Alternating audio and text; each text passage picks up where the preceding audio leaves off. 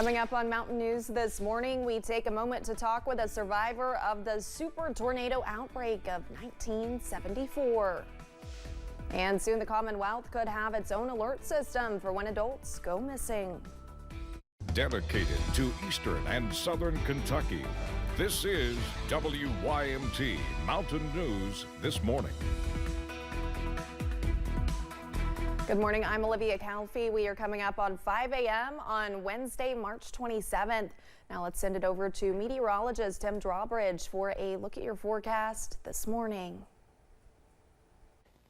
And a good Wednesday morning to you, Olivia. You know, great minds think alike. Like the pink on you too.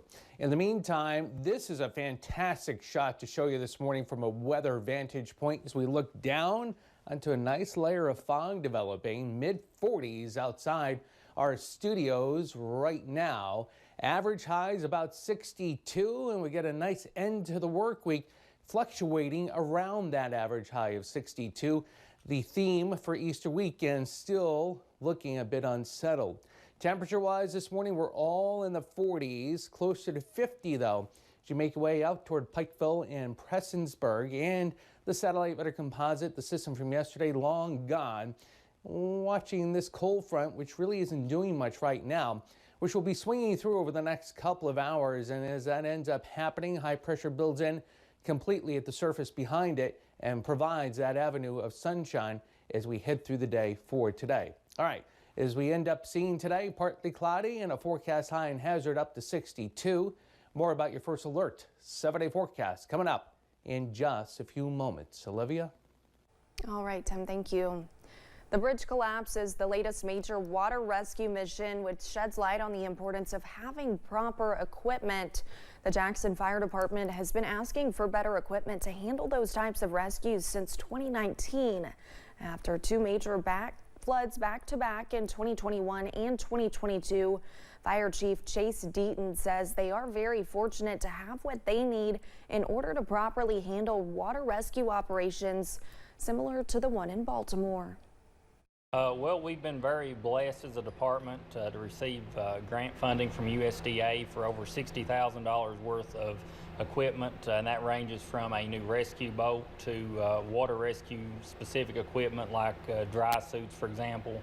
A lot of different rope rescue stuff that can assist with water rescue. We've just been very fortunate to be able to acquire quite a bit of equipment. Deaton says if people are in need of being rescued in dangerous water situations, it is important not to panic and just listen to the instructions from the rescue team. Next week will mark the 50th anniversary of the super tornado outbreak of 1974, with 148 tornadoes, 27 of which hit parts of Kentucky. As we approach April 3rd and 4th, we are hearing from a survivor. Alice Yates was home in Frankfort when an F4 tornado hit her area. Her family managed to rebuild after the devastation. As the anniversary approaches, Alice hopes people will take weather warnings and alerts seriously. We hear of tornado warnings and watches often, but we tend to ignore them. That's something we need to really pay attention to because it only takes one time to get injured or killed. Alice and her husband now live 20 minutes from the track of that tornado and tell us they have a place to go if a tornado hits their area again. Attorneys are raising concerns about Senate Bill 242. The Lexington Herald Leader says the bill could impact former inmates who sue the department due to conditions. If the bill becomes law, it would allow the Juvenile Justice Department to release criminal, medical, and psychological records. One attorney says the bill could lead to people rethinking their decision to report problems in the system. A bill to help first responders find missing adults is headed to the governor's desk. Senate Bill 45 would establish the Ashanti Alert.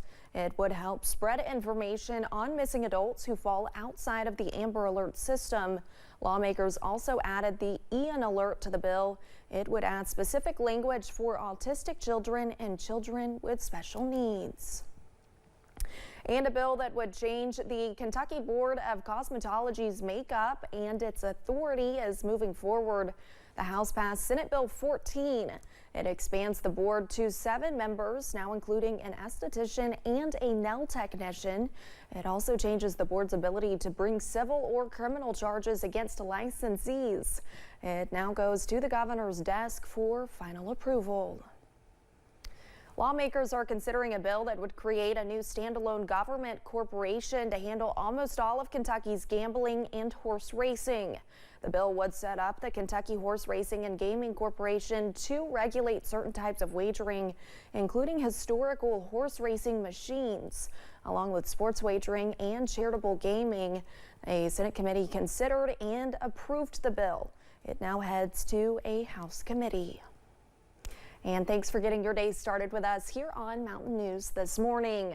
When we return, NASA is getting ready for the big solar eclipse that's about to cross over North America. And we've got some fog issues to wake up to on this Wednesday morning. How about the rest of the day? Is it shaping up to get us back to some sunshine? We'll let you know. Your first alert 7-day forecast is coming up right after this.